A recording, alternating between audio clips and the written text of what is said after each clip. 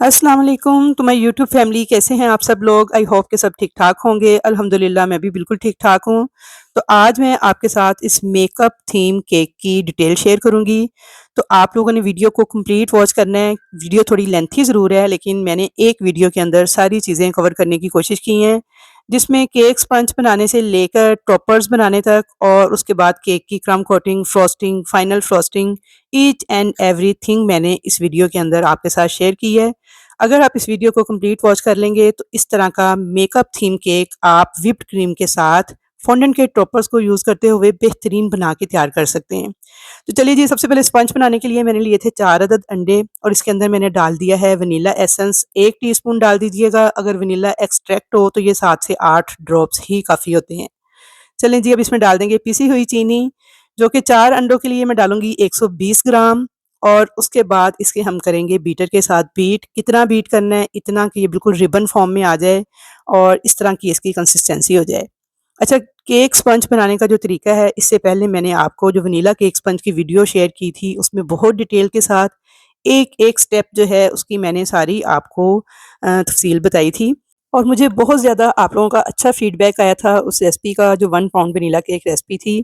बहुत लोगों ने ट्राई किया उस रेसिपी को और बहुत अच्छे-अच्छे कमेंट्स करके मुझे फीडबैक दिया कि हमारा बहुत अच्छा स्पंज बन के तैयार हुआ। वहाँ मुझे 2-4 कमेंट्स ऐसे भी आए थे और जिन्होंने कहा था जी हमारा जो स्पंज है ना वो रबड़ की तरह बना है। अच्छा, यहाँ पे पहले गौर से देखें, ये देखिए अंडों को मैंने बीट कर लिया है। अब मैं लाइनें बना रही हूँ ना, देखिए ऊपर स्टे कर रही हैं ये सरफेस के ऊपर 2-4 सेकंड।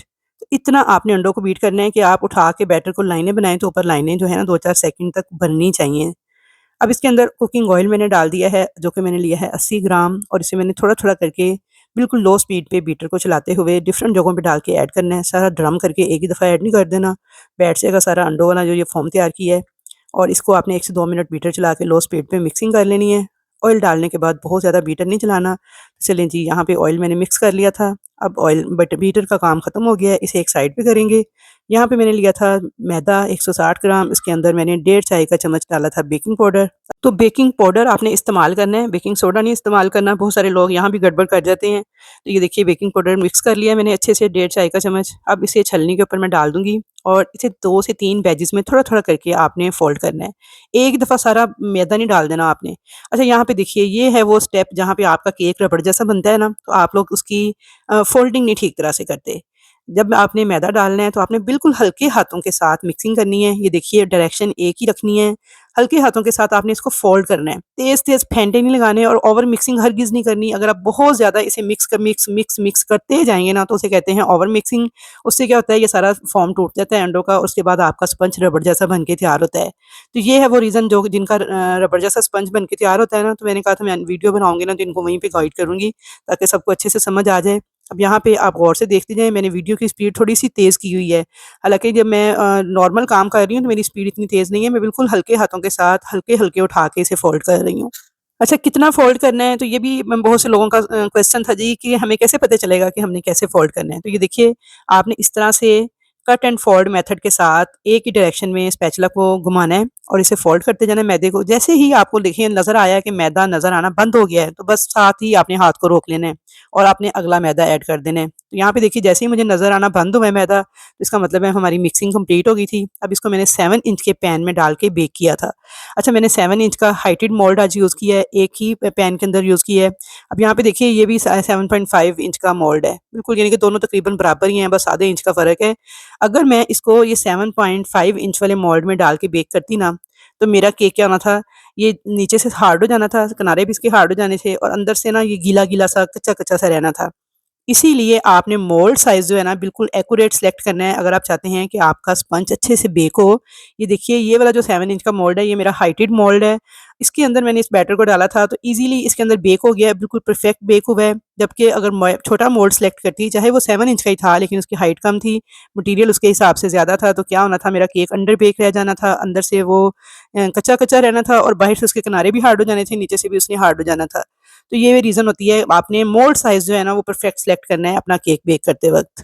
अच्छा जी, इस केक की सोकिंग मैं करूँगी दूध के साथ और इसके अंदर मैं डाल रही हूँ कंडेंस्ड मिल्क। अच्छा, यहाँ पे मैंने 2 से 3 टेबल स्पून डाला था कंडेंस्ड मिल्क, तकरीबन डेढ़ कप के करीब दूध था। अच्छी तरह से इस दूध को मैंने मिक्स कर लिया था इस कंडेंस्ड मिल्क के साथ और ठंडा ठार दूध आपने लेना है और उसके अंदर आपने डाल के कंडेंस्ड मिल्क जो है ना, इसे अच्छे से मिक्स करके, तो शुगर सिरप की जगह आज हम दूध इस्तेमाल करेंगे, तो यकीन करें आपके केक का फ्लेवर जो है ना वो नेक्स्ट लेवल पे चला जाएगा। ठीक है, बहुत मज़े का केक बन के तैयार होता है ये वाला। इस तरह से आपने इस दूध को रेडी कर लेना है। इसके अंदर थोड़ा-सा देखिए मैंने वनीला एसेंस डाला था। कितना, ये तो मैंने 7 से 8 ड्रॉप डाले हैं, लेकिन आपने तकरीबन हाफ़ टी स्पून के करीब इक्वल वनीला एसेंस अगर आप डाल रहे हैं ना, तो आपने हाफ़ टी स्पून इसमें डाल देना है। तो ज़बरदस्त किस्म का ये जो दूध तैयार होता है ना, जिसके साथ हम केक सोक करेंगे, तो बस बहुत मज़े का टेस्ट आएगा। यहाँ पे देखें जी, केक को मैंने इस तरह से छुरी के साथ चारों तरफ किनारों से अलग किया है पहले। घुमा के छुरी को एक दफ़ा चारों तरफ, ताकि इसके किनारे फ्री हो जाएँ। उसके बाद देखिए मैंने इसे हल्का-सा टैप किया है पीछे से, तो केक बाहर आ गया है। और ये देख लें, ये 7 इंच का मेरा मोल्ड था और ये हाइटेड मोल्ड था। इसके अंदर मैंने इस केक को बेक किया था। अगर आपके पास इस तरह का हाइटेड मोल्ड ना हो, तो फिर आप 6 इंच वाले 2 मोल्ड यूज़ करके भी इस केक को बेक करेंगे तो सही हो जाएगा। लेकिन फिर आपको 2 मोल्ड यूज़ करने पड़ेंगे। अगर एक में करना है तो 7 इंच का करना है और हाइटेड मोल्ड में करना है आपने। अच्छा, यहाँ पे देख लें जी, ये केक की लेयर कौन-सी है ऊपर से पतली-सी, ये आपने लाज़मी उतार देनी है। अच्छा, केक की कटिंग करने के हवाले से भी मुझे क्यूरीज़ आ रही थी बहुत ज़्यादा कि जी हमारी केक की लेयर्स इवन नहीं कटती, एक जैसी नहीं कटती, ऊपर-नीचे छोटी-बड़ी कटती हैं। तो यहाँ पे देखिए, एक तो ये है कि आप ब्रेड नाइफ़ जो मैं यूज़ करती हूँ अक्सर वीडियोज़ में, आप उसके साथ केक की कटिंग करें, तो आपकी केक की भी लेयर्स बड़ी अच्छी तरह से कट जाती हैं। जो किचन वाली आम छुरी होती है ना, उसके साथ केक की लेयर्स जो है ना, इतनी इवन नहीं कटती और ना ही इतनी परफेक्ट कटती हैं। इसलिए आप एक ये वाली ब्रेड नाइफ़ जो है ना, ये परचेज़ कर लें। अच्छा, दूसरा तरीका भी मैं आज आपको बताती हूँ। मेरा तो ख़ैर हाथ ये ब्रेड नाइफ़ पे ही है सेट हुआ, मैं इसी से काटती हूँ। लेकिन देखिए, दूसरा ये है कि आप ये केक बेस स्लाइसर इसे कहते हैं, ये परचेज़ कर लें। इसके साथ हर बंदा जो है ना, बड़ी आसानी से काट सकता है, स्पेशली जो बिगिनर्स हैं। अच्छा जी, मैंने इसका बॉक्स आपको दिखा दिया है। इसे केक बेस स्लाइसर बोलते हैं। इस तरह का ये बना होता है। सेंटर में इसकी ये जो तार है ना, ये बड़ी शार्प किस्म की लोहे की तार है और साइड पे ये स्प्रिंग सा लगा हुआ है। इसको आप एडजस्ट कर सकते हैं। ऊपर-नीचे आसानी से हो जाता है। इसे आपने हाथ के साथ इस तरह से ऊपर-नीचे करके, जहाँ पे आपने केक को कट करना है, उतना आपने इसको एडजस्ट कर लेना है। अच्छा, यहाँ पे देखिए मैंने केक के ऊपर ना निशान लगा लिए थे कि मुझे ये 3 लेयर्स में चाहिए, और इस तरह से आप किसी भी छुरी के साथ निशान लगा लें। उसके बाद आपने उस निशान के मुताबिक इसको एडजस्ट करना है तार को, और इस तरह से आपने आरी की तरह चलाना है इसे अंदर की तरफ, और आगे से आपने हाथ ज़रूर रखना है, केक को किनारे पे सपोर्ट देनी है और इस तरह से इसे बाहर निकाल देना है। तो ये देखिए कितनी इसकी इवन लेयर कटी है केक की। और ये देखिए अब भी क्योंकि देखिए इसकी तार ऊँची है, केक हमारा नीचे है। अब मैंने दूसरे कट पे जाना है, तो साइडों से ना आपने इसकी पोज़ीशन को नीचे कर लेना है। नीचे करके आपने देखना है कट के इक्वल आ रही है तार, अभी नहीं आ रही तो थोड़ा-सा और नीचे कर लेंगे। तो बस इस तरह से आपने इसकी पोज़ीशन जो है वो खुद से सेट कर लेनी है। तो ये साइड पे ना इसके ये स्टेप बने हुए हैं छोटे-छोटे से, बस बड़े आराम से तार इसके ऊपर मूव कर जाती है। और यहाँ पे देखिए बिल्कुल आपने इसे लेवल रख के और इस तार को इस कट के इक्वल ले आना है। तो यहाँ पे देखिए बिल्कुल जब आपकी तार कट को टच करने लग जाए, कट के इक्वल आ जाए, तब आपने इस तरह से इसे बस चलाते जाना है आरी की तरह अंदर की तरफ, और आगे से आपने हाथ के साथ इसे सपोर्ट ज़रूर देनी है। तो ये देखिए कितनी इसकी इक्वल लेयर्स कटी हैं। तो ये तरीका है जी बिगिनर्स के लिए बड़ा कामयाब, उनकी लेयर्स जो है ना बिल्कुल इक्वल कटेंगी, क्योंकि ब्रेड नाइफ़ के साथ आपको आपके अपने हाथ का जो बैलेंस है ना उसे इक्वल रखना पड़ता है, तो फिर लेयर्स इक्वल करती हैं। लेकिन इसमें ये है कि ऑटोमेटिकली बैलेंस जो है वो इक्वल हो जाता है। और इसे ये मैं आपको मैंने बॉक्स भी दिखा दिया इसका, इसका नाम था केक बेस स्लाइसर। अच्छा, मेरे पास ये इम्पोर्टेड है, लेकिन आई थिंक दराज़ पे भी अवेलेबल होगा और बेक हाउस, बेकअवे वगैरह से भी मिल जाता है। तो अगर आप अभी बिगिनर हैं, आपसे लेयर्स इक्वल नहीं कटती, तो आप फिर ये वाला परचेज़ कर लें, ये काफ़ी हेल्पफुल रहेगा आपके लिए। मैं वैसे ज़्यादातर ब्रेड नाइफ़ ही यूज़ करती हूँ, क्योंकि मेरा हाथ उसी पे चला हुआ है और मुझे वो ज़्यादा ईज़ी लगती है यूज़ करनी। चलिए, जब यहाँ पे मैंने केक बेस लिया 10 इंच की, इसके ऊपर मैंने व्हिपिंग क्रीम जो है उसे व्हिप कर लिया था अच्छे तरीके से, थोड़ी-सी क्रीम लगाई है और केक की जो लेयर थोड़ी मोटी मैंने काटी थी ना, सबसे नीचे वाली, उसे मैंने रख के हल्का-सा प्रेस कर दिया है। ठीक है, अब आगे से देखिए मैंने डिस्टेंस इसका देख लिया है कि कम से कम मुझे 3 इंच जगह चाहिए, क्योंकि मैंने आगे नेम वगैरह लिखना है। पीछे से मैंने तकरीबन 1 इंच जगह छोड़ी है, और इस तरह से आपने अपने केक को बिल्कुल सेंटर में लेवल करके रखना है। उसके बाद आपने इसको सोक करना है उसी कंडेंस्ड मिल्क वाले दूध के साथ। दूध आपका ठंडा होना चाहिए, केक का जो स्पंज है आपका ये भी ठंडा ठार होना चाहिए, गर्म कोई भी चीज़ नहीं होनी चाहिए। यहाँ पे मैंने केक स्पंज को भी अच्छे से ठंडा किया था, और उसके बाद जो दूध था उसे मैंने फ्रिज में रख के अच्छे से ठंडा किया था। उसके बाद उसके अंदर कंडेंस्ड मिल्क डाला था। अच्छा, कंडेंस्ड मिल्क अगर आपके पास ये रेडीमेड है तो आप यूज़ करें, वरना मैं आपको घर पे भी ये बनाना सिखा दूँगी। बड़ा आसान तरीके से घर पे भी ये कंडेंस्ड मिल्क बन के रेडी हो जाता है। तो इंशाल्लाह ताला नेक्स्ट किसी रेसिपी के अंदर ना मैं आपको कंडेंस्ड मिल्क भी घर पे बनाना सिखा दूँगी। यहाँ पे देखिए जी, इसी दूध के साथ आपने केक को अच्छे से सोक कर लेना है कि कोई भी जगह केक की खाली नहीं रहनी चाहिए। तो बस आपने इस तरह से एक-एक चम्मच जौन-सा है पूरे केक के ऊपर फैलाते जाना है और डाल देना है। ओवर सोकिंग नहीं करनी कि केक के अंदर से दूध बह-बह के निकलना शुरू हो जाए। बस मुनासिब-मुनासिब आपने केक की कोई भी जगह आपको खाली नज़र नहीं आनी चाहिए और आपने इस तरह से डाल के इसको सोक करना है। अब यहाँ पे मैंने क्रीम की एक लेयर लगा दी है और इसे मैं लेवल कर लूँगी पैलेट नाइफ़ के साथ। इस तरीके से बिल्कुल इक्वल रख के आपने क्रीम को स्प्रेड कर लेना है। अच्छा, क्रीम को व्हिप करने का जो तरीका है प्रॉपर वो मैंने सिखाया हुआ है, उसकी वीडियो मेरे चैनल पे मौजूद है, मैं लिंक उसका इसी वीडियो की डिस्क्रिप्शन में डाल दूँगी। वहाँ से देख के आपने पहले क्रीम को बहुत अच्छे तरीके से व्हिप करना सीखना है, फिर आपकी केक की फ्रॉस्टिंग जो है वो ठीक तरह से होगी। यहाँ पे मैंने डाल दी थी इसके ऊपर कैरेमल सॉस। अच्छा, कैरेमल सॉस भी इंशाल्लाह मैं आपको नेक्स्ट किसी वीडियो में बनाना सिखा दूँगी। ये भी बहुत मज़े की, बहुत अच्छी बन के तैयार हो जाती है और कैरेमल क्रंच की भी रिक्वेस्ट आ रही थी। तो ये दोनों चीज़ें इंशाल्लाह ताला मैं नेक्स्ट जल्द ही आपको ना बनाना सिखा दूँगी। यहाँ पे देखिए कैरेमल सॉस डाल के ना आपने उसे अच्छे से क्रीम के साथ इमर्ज कर लेना है, ताकि वो क्रीम के अंदर उसका अच्छा सा फ्लेवर आ जाए। कैरेमल फ्लेवर का ये केक था और यहाँ पे देखिए बिल्कुल लेवल करने के बाद केक की मैंने दूसरी लेयर जो है उसे रख के हल्का सा मैंने प्रेस कर दिया है हाथ के साथ। हल्का सा प्रेस करने से ये होता है कि केक ने जो बैठना होता है ना, वो बैठ जाता है। अच्छा, यहाँ पे देखिए सबसे पहले आपने इसे किनारे से स्मूथ करना है क्रीम को। क्रीम को आपने इस तरह से पैलेट नाइफ़ को जब चलाएँगे ना, तो जितनी भी क्रीम उसकी एक्स्ट्रा किनारे पे थी ना, वो सारी देखिए उसने किनारे को कवर कर लिया है। इस तरह क्या होगा कि जब हम केक के ऊपर पैलेट नाइफ़ चलाते हैं ये डालते हैं शुगर, सिरप या मिल्क जो भी डाल रहे हैं, इसके ऊपर हम आइसिंग करते हैं, तो केक की लेयर्स जो है ना, ये इतनी अच्छी तरह से आपस में स्टैक हो जाती हैं, क्योंकि हमने किनारा इसका जो है लॉक कर दिया होता है। फिर क्या होता है, फ्रॉस्टिंग बहुत नीट होती है। तो यहाँ पे देखिए ये मैंने इसे दोबारा से दूध के साथ दूसरी लेयर को भी थोड़ा सोक किया है। इसी तरह से मैंने फिर इसके ऊपर क्रीम लगाई है, थोड़ी कैरेमल सॉस डाली है और इस तरीके से मैंने केक की फ्रॉस्टिंग जो है उसे कंप्लीट किया है। तो ये सारे स्टेप्स को आप अगर फॉलो करेंगे तो यकीन करें आपके केक का जो टेस्ट है ना वो नेक्स्ट लेवल का आएगा। बहुत मज़ेदार ये केक बन के तैयार होता है। लेकिन ये है कि सोकिंग आपने कंप्लीट करनी है अच्छे तरीके से और क्रीम को बहुत अच्छे तरीके से व्हिप करना है। तो फिर ही आपका इतना अच्छा रिज़ल्ट आएगा केक का। तो इसलिए आप जो क्रीम को व्हिप करने वाली वीडियो है उसे लाज़मी वॉच कीजिएगा। सारी टिप्स को फ़ॉलो करते हुए क्रीम को व्हिप करेंगे तो बहुत आसानी से ये बहुत स्टेबल किस्म की जो क्रीम है वो आपकी व्हिप हो जाएगी। अच्छा, यहाँ पे ये फाइनल लेयर थी, इसे मैंने सोक कर लिया था। थोड़ी-सी क्रीम आपने लगानी है और इसे आपने क्रम्ब कोट कंप्लीट कर लेना है। यहाँ पे देखिए पैरेट नाइफ़ के साथ आपने एक पतली-सी लेयर जो है ना क्रीम की पूरे केक को उसके साथ कवर कर लेना है। इसे कहते हैं क्रम्ब कोट करना केक को। ये लाज़मन आप किया करें, इससे आपका केक जो है ना फिर बहुत नीट इसकी फ्रॉस्टिंग होती है और इसका मकसद ये होता है केक के जितने भी ये क्रम्ब-श्रम्ब है ना सारे जो उनसे कवर हो जाए, केक के साथ चिपक जाएँ। उसके बाद फाइनल फ्रॉस्टिंग करते वक़्त ना पैरेट नाइफ़ जब आप चलाएँगे और क्रीम उसके ऊपर लगा के लेवल करेंगे ना, तो फिर आपके केक के ये क्रम्ब्स बिल्कुल भी क्रीम में नहीं आएँगे और बिल्कुल नीट आपकी फ्रॉस्टिंग होगी। और क्रम्ब कोट आपने बहुत अच्छे तरीके से साफ-सुथरा नीट करना है कि आपके केक के अच्छे से शार्प से एज बने और बिल्कुल साफ-सुथरा केक हो। अगर आपका क्रम्ब कोट नीट होगा, बिल्कुल बैलेंस लेयर्स होंगी, इक्वल हर चीज़ होगी, तो आपका जो फाइनल कोट है वो भी बहुत नीट होगा। अगर क्रम्ब कोट में आप ऊबड़-खाबड़ सा केक ऊँचा-नीचा सा बना के इस तरह से बस गंदी-मंदी सी क्रीम लगा के करेंगे ना क्रम्ब कोट, तो फिर आपकी नीट फ्रॉस्टिंग कभी भी बैलेंस नहीं होगी और वो अच्छी नहीं लगेगी, ना ही शार्प एज आएँगे। अच्छा, यहाँ पे देखिए जी, ये मैंने क्रम्ब कोट करके तो केक को रख दिया था फ्रिज में 6 से 7 घंटे के लिए, ताकि इसे आपने लाज़मी स्टे देना है। इससे क्या होता है ये मैं आपको आगे चल के बताऊँगी। आज की वीडियो में बड़ी डिटेल्स हैं, अगर आप सीखना चाहेंगे ना तो यकीन करें आज की वीडियो जो है ना इसके अंदर बड़ी कीमती खजाने छुपे हुए हैं। यहाँ पे देखिए ये ब्लैक कलर की फॉन्डेंट थी, मिलेनियम की फॉन्डेंट है, ये बड़ी ज़बरदस्त होती है। रेडीमेड है ये और ये देखिए इसे मैं स्मूथ कर रही हूँ। स्मूथ कैसे कर रही हूँ कि मैंने तोड़ा है इसे और इस तरह से इसे मसलना स्टार्ट कर दिया है। थोड़ा-सा इसके अंदर टाइलोस पाउडर डालेंगे ताकि ये ज़रा स्टेबल हो जाए और अपनी शेप जो है टॉपर्स होल्ड करें। और उसके बाद मैंने थोड़ा-सा कॉर्नफ्लोर लगाया था हाथों को और इस तरह से इसे मैंने बेल लिया था। अच्छा, बेलने के बाद अब इसके टॉपर्स तैयार करने हैं। मेकअप थीम का ये केक था जिसके लिए मैं ब्लैक फॉन्डेंट को बेल रही थी। इस तरह से मैंने सर्कल काट लिए थे इसके और साथ में मैंने ये देखें अब बस आप देखते जाएँ कि कैसे-कैसे मैं सारे टॉपर्स इसके तैयार कर रही हूँ।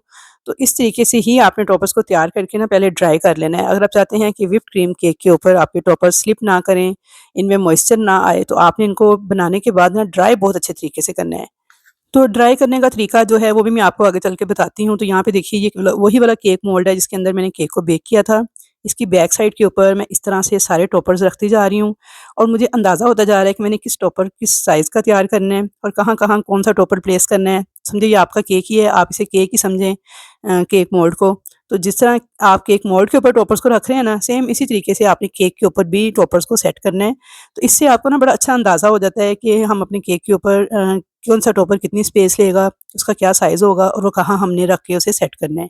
तो ये बस अब आप लोग देखते जाएँ गौर से कि किस तरह से मैंने इतने कलर्स की फॉन्डेंट को डाई किया था पहले, उसके बाद ये मैंने मेकअप किट तैयार की थी और इसका साइज़ भी मैंने ऊपर से मेज़र कर लिया था केक बोर्ड के ऊपर रख के। और यहाँ पे देखिए ये सारे टॉपर्स मैंने तैयार कर लिए थे, जो कि आपने सिर्फ़ 2 मिनट में देखे हैं ना, बनाते हुए मुझे 3 से 4 घंटे लग गए थे इन टॉपर्स को।